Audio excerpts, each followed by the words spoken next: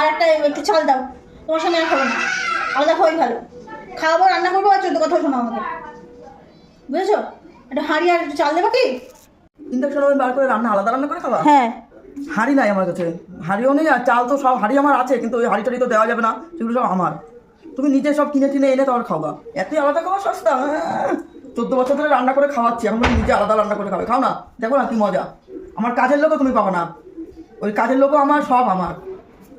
যে তুমি বাসন মাজবা, আমার কাজের লোকটা তুমি তোমার বাসন মাজাবা, তা তো হবে না। তোমার কাজের লোক তুমি ঠিক করে নাও। আর আমার চাল হাঁড়ি, চাল আবার কিসের? চাল আবার কিসের? শুধু চাল দিলেই হবে নাকি? চাল লাগবে, আলু লাগবে, তেল লাগবে, ডাল লাগবে, নুন লাগবে, সবই লাগবে। শুধু চাল আর হাঁড়ি দিলেই তুমি আলাদা খেতে পারবা? তো নাও, 1 মুঠ চাল নাও আর একটা হাঁড়ি নাও, নিয়ে দেখি রান্না খাওয়া কত সুখ পাও তুমি, এতই সস্তা করে।